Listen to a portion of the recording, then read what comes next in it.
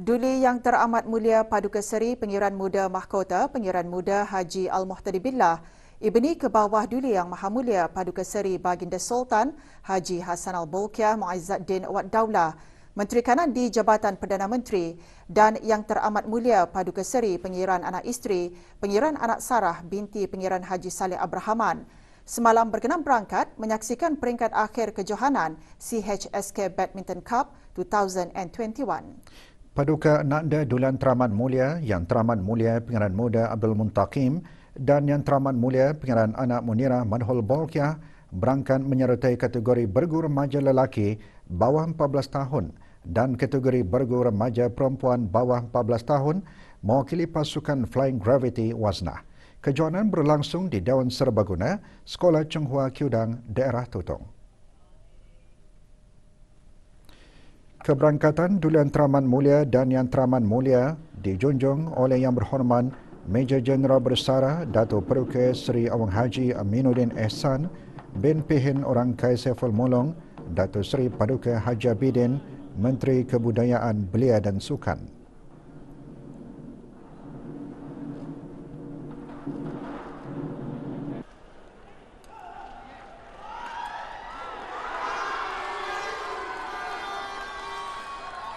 Yang Teramat Mulia Pengiran Anak Munirah Madhul Bolkiah dan Amelda Pong Feizan menentang bergu Crystal Tan Jin Ni dan Ngau Fong Ying dari pasukan CHM SKB yang berkesudahan 12-21, 16-21.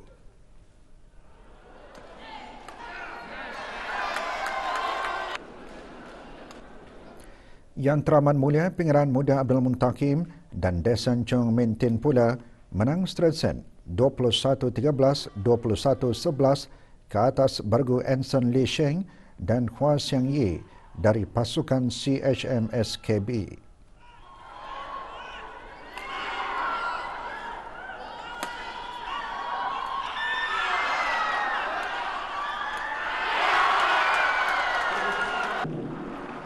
Pasukan Flying Gravity Waznah merangkul dua buah piala iaitu Student Cup dan Veteran Cup, manakala juara Organisation Cup diraih oleh pasukan AIA BR Kelvin Pong. Kejohanan disertai oleh 13 buah pasukan melibatkan 200 orang pemain.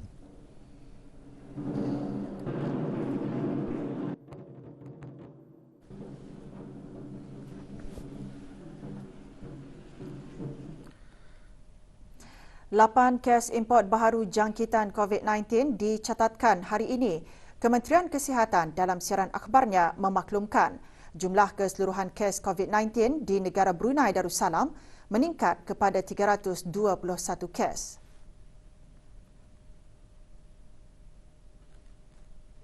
Kes 314 dan 315 telah tiba di negara Brunei Darussalam pada 11 Julai 2021 daripada Indonesia melalui Singapura dengan menaiki penerbangan SQ146.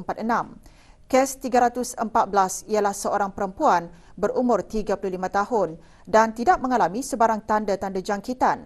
Kes 315 ialah seorang perempuan berumur 27 tahun dan tidak mengalami sebarang tanda jangkitan. Sementara itu, kes 316 hingga 321 telah tiba di negara ini pada 18 Julai 2021 daripada Jakarta dengan menaiki penerbangan di Raja Brunei BI736, iaitu penerbangan yang sama dengan kes 312.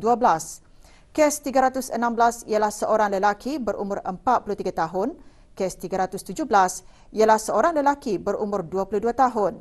Kes 318 ialah seorang perempuan berumur 44 tahun. Kes 319 ialah seorang lelaki berumur 35 tahun. Kes-kes 316 hingga 319 masing-masing tidak mempunyai sebarang tanda jangkitan dan tidak mempunyai kontak terdekat. Manakala kes 320 ialah seorang lelaki berumur 45 tahun yang mengalami simptom batuk sejak 20 Julai 2021 dan kes 321 ialah seorang lelaki berumur 40 tahun dan tidak mengalami sebarang tanda-tanda jangkitan. Pengesanan kontak telah mendapati 10 kontak terdekat bagi kedua-dua kes ini, iaitu mereka yang telah tiba ke negara ini bersama-sama dengan kedua-dua kes tersebut. Kesemua kes baru ini telah dikesan semasa mereka sedang berada dalam kuarantin dan keseluruhan pengendalian perjalanan semasa ketibaan serta pengasingan diri mereka didapati telah mengikut Standard Operating Procedure SOP yang sedia ada. Dengan itu, 49 kes aktif kini dirawat di Pusat Pengasingan Kebangsaan dan semuanya dalam keadaan baik.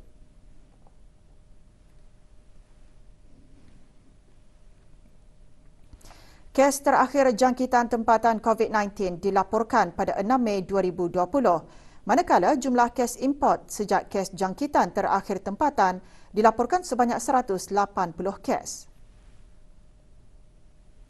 773 individu sedang menjalani pengasingan diri mandatori, manakala 22,326 orang menamatkan pengasingan diri mandatori sejak Mac 2020. 176 ujian virus SARS-CoV-2 telah dilaksanakan, menjadikan jumlah keseluruhan ujian makmal dijalankan sejak Januari 2020, 150,053 ujian. Maklumat lanjut dan perkembangan terkini layari laman sesawang Kementerian Kesihatan dan talian Kesihatan 148. Kementerian Kesihatan dalam siaran akhbarnya juga memaklumkan mengenai status vaksinasi COVID-19 yang dilaksanakan di negara ini pada 23 Julai 2021 seramai 571 orang. Jumlah penduduk yang menerima sekurang-kurangnya satu dos vaksin seramai 119,721 orang, manakala jumlah penduduk yang telah menerima dua dos vaksin seramai 22,293 orang dan warga emas yang menerima sekurang-kurangnya satu dos vaksin seramai 20,089 orang. Majlis Ramah Mesra bersama rakyat dan penduduk daerah Temburong sempena sambutan perayaan ulang tahun Hari Keputeraan ke bawah Duli Yang Maha Mulia ke-75 akan diadakan Selasa ini, 27 Julai 2021 di Padang Kompleks Dewan Kemasyarakatan Pekan Bangar, daerah Temburong. Bagi memastikan majlis berkenaan berjalan dengan lancar dan sempurna, pagi tadi diadakan latihan penuh bagi majlis tersebut. Menyaksikan latihan yang berhormat Pihin Orang Kaya Seri Kerna, Datuk Seri Setia Dr. Haji Awang Abu Bakar bin Haji Apong, Menteri Hal Ehwal Dalam Negeri, selaku pengerusi Jawatankuasa Kebangsaan sambutan perayaan ulang tahun Hari Keputeraan ke bawah Duli Yang Maha Mulia ke-75. Persembahan yang melibatkan kira-kira 375 peserta ini bertema Raja Kesayangan Rakyat.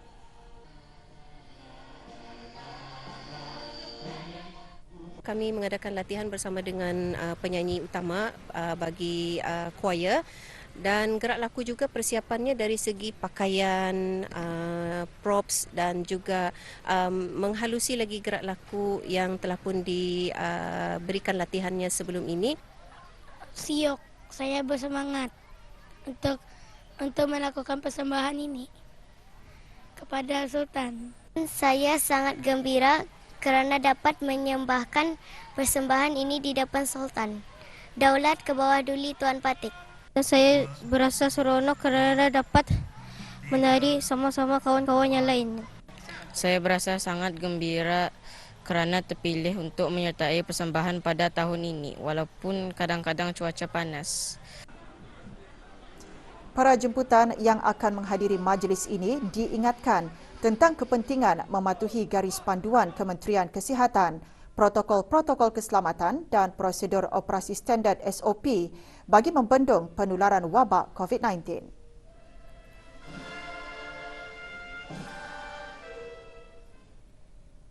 Sambutan Hari Raya Aidil Adha di negara ini terus dimeriahkan dengan majlis-majlis ibadah korban yang diadakan oleh pelbagai pihak. Petang tadi, Kementerian Hal Ehwal Dalam Negeri mengadakan majlis tersebut yang dikelolakan oleh Jabatan Bomba dan Penyelamat. Majlis bermula dengan ceramah bertajuk Cintai Allah, Cinta Utama Manakala pengagihan daging-daging korban disempurnakan oleh Yang Berhormat Pihin Orang Kaya Seri Kerna Datuk Seri Setia Dr. Haji Awang Abu Bakar bin Haji Apong, Menteri Hal Ehwal Dalam Negeri.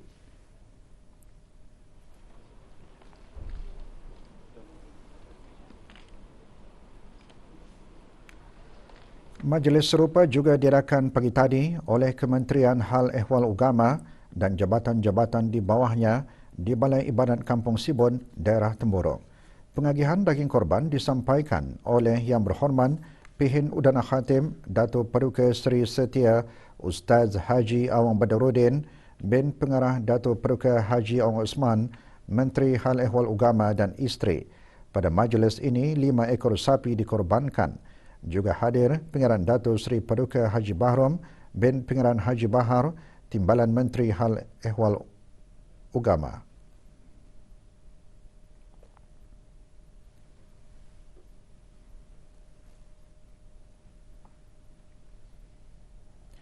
Sementara itu, 2 ekor kerbau dikorbankan petang tadi semasa majlis ibadah korban Kementerian Sumber-Sumber Utama dan Pelancongan serta jabatan-jabatan di bawahnya yang dikendalikan oleh Jabatan Perikanan. Pengagihan daging-daging korban disempurnakan oleh Yang Berhormat Datuk Seri Setia Awang Haji Ali bin Apong, Menteri Sumber-Sumber Utama dan Pelancongan.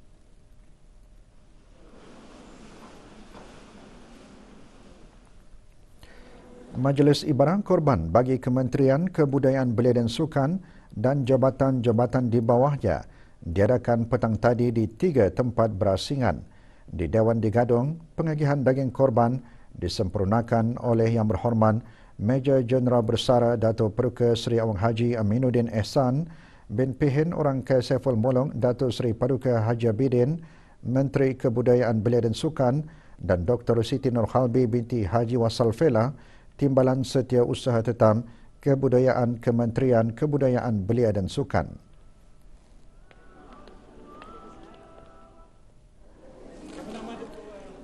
Pengagihan daging korban bagi majlis yang diadakan di Dewan Jawatan Dalam Pusat Sejarah Brunei pula disempurnakan oleh Pengarah Muhammad Amir Rizal bin Pengarah Haji Mahmud, Setiausaha Tetap Pentadbiran Kewangan dan Esten, dan Dayang Haja Fauzia binti Haji Abdul Hamid, Pengarah Penyelidikan, Perkembangan dan Hal Ehwal Antarabangsa.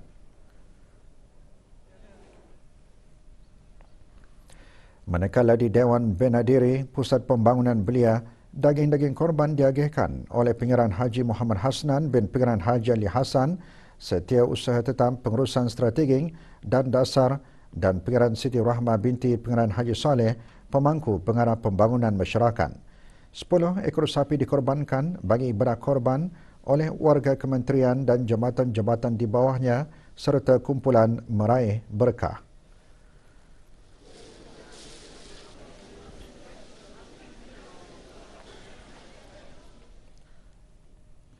Pelbagai pihak turut mengadakan majlis ibadah korban tahun ini. Mahkamah-Mahkamah Syariah, Jabatan Kehakiman Negara, Jabatan Perdana Menteri mengadakannya di bangunan Mahkamah Besar dan Mahkamah-Mahkamah Syariah Bandar Seri Begawan petang tadi. Pengagihan daging-daging korban disempurnakan oleh Yang Berhormat Pihin Orang Kaya Paduka Seri Utama Datuk Paduka Seri Setia Awang Haji Salim bin Haji Besar, Ketua Hakim Syar'i Negara Brunei Darussalam, kepada 20 orang penerima terpilih dari Mukim Kilanas, Mukim Kota Batu dan Mukim Berakas A.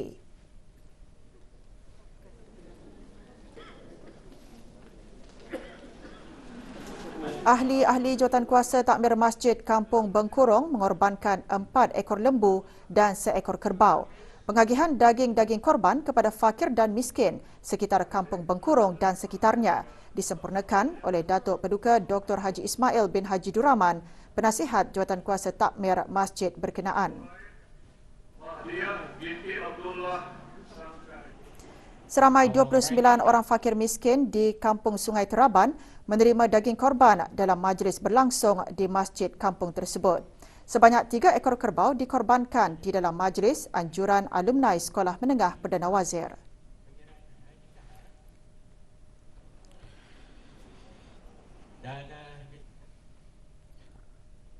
Kebajikan dan kesejahteraan warga emas dan orang kelainan upaya di negara ini akan dapat sentiasa dijaga dan diberi peluang secara saksama ke arah kehidupan yang inklusif melalui Perintah Akta Pencen Umur Tua dan Elon Kurang Upaya Pindaan 2021 dan Perintah Orang Kurang Upaya 2021.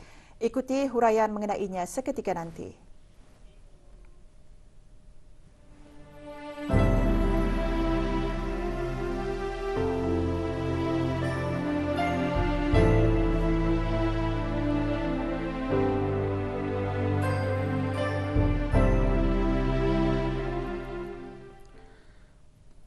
Manpower Industry Steering Committee Working Group in Construction MISCWG Construction iaitu sebuah jawatankuasa di bawah Manpower Planning and Employment Council MPEC dan Institut Pendidikan Teknikal Brunei IBTE petang tadi mengadakan majlis pelancaran program Dual TVET. Program diungkayahkan bersama oleh MISCWG Construction dan IBTE dengan kerjasama Kementerian Pembangunan, Kementerian Pendidikan dan Sekretariat Tetap MPEC. Ia dilancarkan bagi kursus HN Tank in Construction and Trotting Dual TVET yang akan dilaksanakan oleh IBTE selama 2 tahun. Majlis berlangsung di Pusat Persidangan Antarabangsa Berakas. Program dilancarkan oleh Yang Berhormat Datuk Seri Setia Dr. Awang Haji Muhammad Amin Liu bin Abdullah, Menteri di Jabatan Perdana Menteri dan Menteri Kewangan dan Ekonomi kedua selaku pengerusi MPEC, Yang Berhormat Datuk Seri Setia Juruterah Awang Haji Suhaimi bin Haji Ghaffar, Menteri Pembangunan dan Datin Seri Paduka Dr. Hajarul Maiza binti Haji Muhammad Saleh, Pemangku Menteri Pendidikan.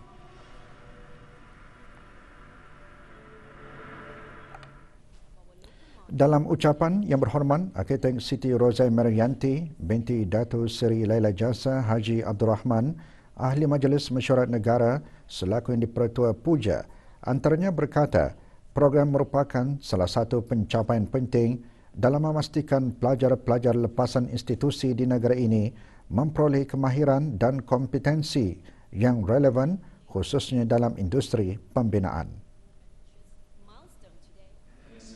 Semasa majlis, syarikat-syarikat yang ikut serta diberikan sijil penghargaan yang disampaikan oleh Menteri di Jabatan Perdana Menteri dan Menteri Kewangan dan Ekonomi kedua.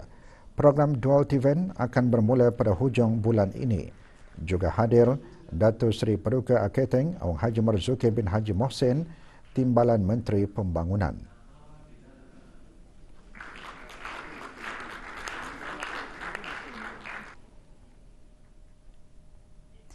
13 premis kerajaan dan komersial di daerah Temburong yang menjalani program audit kecekapan tenaga petang tadi menerima sijil label tenaga bangunan.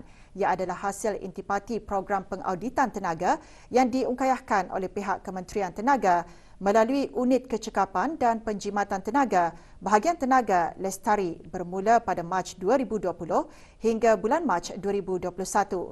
Program adalah salah satu inisiatif utama di bawah strategik Objektif 3 Kementerian Tenaga iaitu tenaga hijau dan sekaligus sebagai menyokong dan mendukung Plan Induk Authority Kemajuan Daerah Temburong AKDT. Sijil-sijil disampaikan oleh Awang Haji Azhar bin Haji Yahya, Setiausaha Tetap di Kementerian Tenaga kepada pemilik bangunan masing-masing. Juga hadir Ahli Majlis Mesyuarat Negara. Program pengauditan tenaga diungkayahkan oleh 2 orang pegawai daripada Unit Kecekapan dan Penjimatan Tenaga Bahagian Tenaga Lestari yang diiktiraf sebagai juru audit tenaga di peringkat ASEAN. Objektif utama program adalah untuk membuat perkiraan bagi indeks kecekapan tenaga di setiap bangunan yang akan digunakan sebagai data asas bagi mengukur prestasi kecekapan penggunaan tenaga bagi bangunan dan premis-premis berkenaan.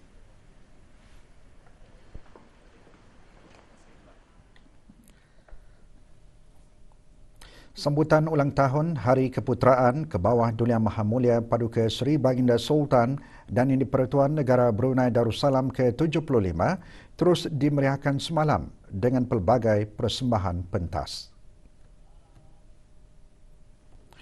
Di daerah Tutong, persembahan pentas diteruskan dengan forum impak perdana dengan tajuk Sambutan Hari Keputeraan Dahulu dan Sekarang.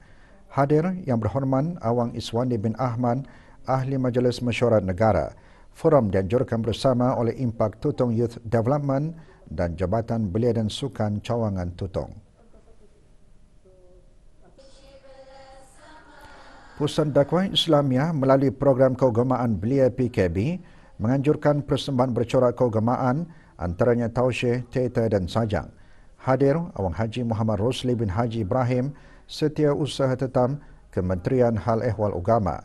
Acara diadakan di pentas perayaan berhadapan Museum Alat Kebesaran Diraja Bandar Seri Begawan. Sementara di daerah Temburong, pertandingan sajak dan syair, anjuran Majlis Perundingan Kampung MPK Menengah Puni, Batang Tua dan Belingus menyerikan malam perayaan. 4 kategori dipertandingkan, antaranya kategori deklamasi sajak remaja dan dewasa serta kategori menambang remaja dan dewasa. Hadiah disampaikan oleh Awang Haji Madzin bin Haji Awang, penghulu Mukim Batu Apoy.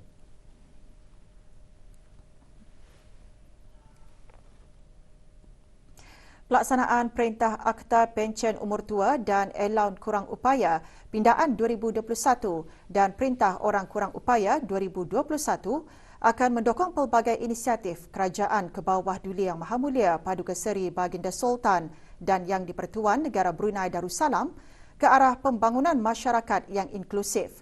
Perkara tersebut antara yang dinyatakan oleh Setiausaha Tetap Kemasyarakatan dan Kebudayaan, Kementerian Kebudayaan Belia dan Sukan semasa taklimat pemberigaan Perintah Akta Pencen Umur Tua dan Elaun Kurang Upaya Pindaan 2021 dan Perintah Orang Kurang Upaya 2021 pagi tadi.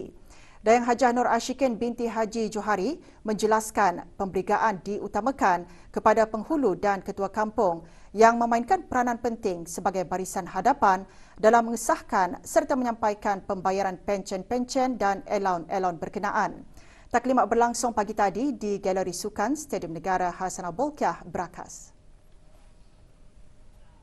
Kerjasama, komitmen dan tindakan bersepadu semua pihak yang berkepentingan, kebajikan dan kesejahteraan warga emas dan orang kelainan upaya di negara ini akan dapat sentiasa dijaga, dipelihara dan diberi peluang secara saksama ke arah kehidupan yang inklusif di negara ini. Taklimat bertujuan memberikan kefahaman secara terperinci kepada penghulu-penghulu dan ketua-ketua kampung mengenai rang-rang pindaan Perintah Akta Pencen Umur Tua dan Elaun Kurang Upaya Pindaan 2021. Juga hadir Awang Maswadi bin Haji Mohsen, Setiausaha Tetap Dasar dan Pengurusan Kementerian Kesihatan. Di daerah Temburong, taklimat diadakan di Dewan Muafakat Bangunan Jabatan-Jabatan Kerajaan yang disampaikan oleh Dayang Saidah binti Haji Wahid, Timbalan Setiausaha Tetap Kemasyarakatan, Kementerian Kebudayaan Belia dan Sukan. Taklimat dikendalikan oleh Kementerian Kebudayaan Belia dan Sukan bersama Kementerian Kewangan dan Ekonomi, Kementerian Kesihatan dan Kementerian Hal Ehwal Dalam Negeri.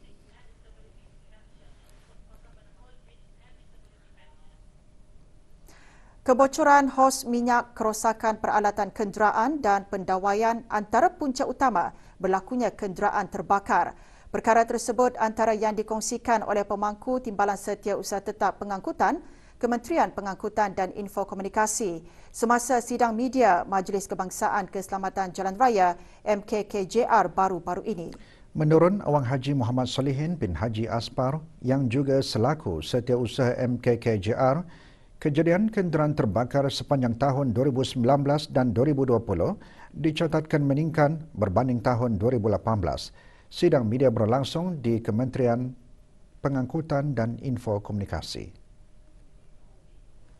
Sebanyak 58 buah kenderaan terbakar telah terlibat setakat bulan Januari hingga 18 hari bulan Julai 2021.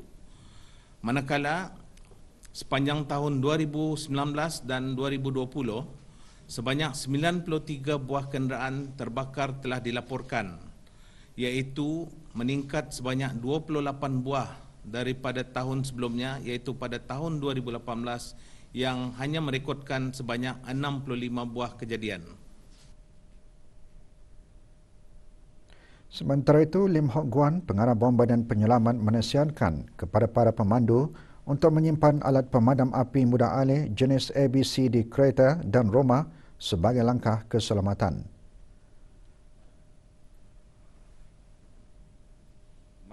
Pihak bomba juga menawarkan kursus bagi masyarakat awam tu, khususnya life saver course dan juga fire marshal yang dapat membantu kita memadam api semasa kecil. Dengan ini adalah penting setiap lapisan masyarakat memain peranan yang penting, iaitu mempelajari ilmu pengetahuan memadam kebakaran dan juga evakuasi sekiranya terjadi kebakaran. Dalam sidang media yang sama, Awang Haji Rozali bin Haji Saidon, pengarah pengangkutan darat, menjelaskan mengenai panduan ringkas mengenai pemeliharaan kenderaan.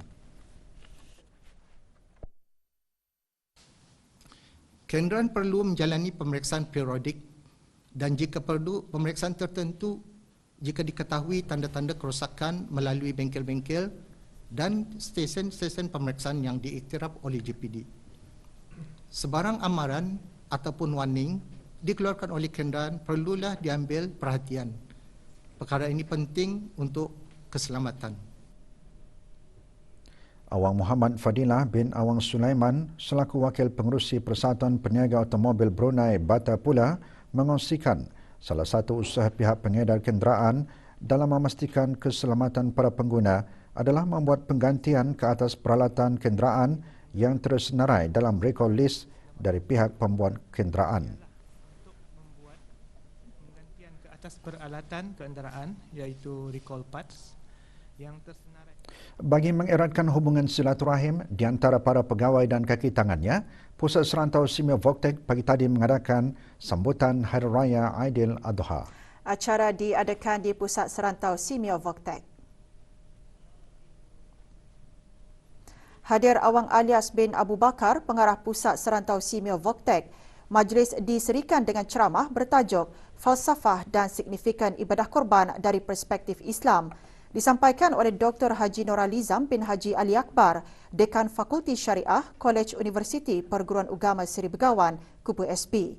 Ceramah antaranya menyentuh mengenai bagaimana ibadah korban dapat diaplikasikan dan dihayati dalam kehidupan seorang Muslim, sama ada dalam kehidupan pribadi, masyarakat, bahkan dalam organisasi. Sama ada sahih ke tidak, iaitu asalnya peristiwa korban ini disebabkan oleh akibat memiliki 18 karton dan 158 paket rokok pelbagai jenis, seorang lelaki warga negara Indonesia dihadapkan ke mahkamah. Daris Susanto dikenakan denda sebanyak RM25,000 atau 13 bulan penjara jika gagal membayar denda. Kesalahan dilakukan semasa pemeriksaan yang dijalankan oleh bahagian penguatkuasaan Undang-Undang Jabatan Kastam dan Eksaise Diraja pada 16 Julai lalu. Sementara itu, seorang warga negara Bangladesh didakwa atas kesalahan di bawah bab 15-1 Akta Imigresen Penggal 17 kerana tinggal di negara ini setelah pas pekerjaan mansuh selama 164 hari. Muhammad Sabush dijatuhi hukuman penjara 4 bulan dan 3 kali sebatan. Terdakwa juga merupakan pekerja yang dilaporkan lari dari majikan. Sebuah syarikat dikenakan denda kompaun atas kesalahan di bawah Akta Kesalahan-Kesalahan Kecil Penggal 30 Bab 12 Pindaan 2006 iaitu membuang sampah di tempat awam. Sinofood Express dikenakan denda kompaun RM500 oleh bahagian penguatkuasaan Jabatan Bandaran Kuala Belait dan Seria kerana membuang cecair bekas minyak di tempat awam di tepi bangunan Chinese Chamber of Commerce, Jalan Bunga Rampai, Kuala Belait. Syarikat terbabit diberikan tempoh 7 hari untuk menjelaskan denda kompaun tersebut. Liga Futsal Brunei MSABDB melakar kemenangan tipis 3-2 menentang Arbisham FC dalam perlawanan yang berlangsung semalam di Bolkiah Garrison. Pada perlawanan tersebut, Arbisham mendahului perlawanan seawal minit pertama perlawanan menerusi Muhammad Ali Qadri. kedudukan tidak bertahan lama apabila MS ABDB berjaya menyamakan kedudukan satu sama melalui Awangku Muhammad Jumatatul. MS ABDB kemudian mendahului perlawanan 2-1 menerusi jaringan Abdul Malik. Bersambung separuh masa kedua, RB Sham FC berjaya menyamakan kedudukan 2 sama menerusi Muhammad Rifdi. Dan selang seminit, MS ABDB menarik nafas lega apabila jaringan Awangku Muhammad Jumatatul memastikan pasukannya mengutip 3 mata berharga sekaligus memenangi perlawanan dengan keputusan 3-2.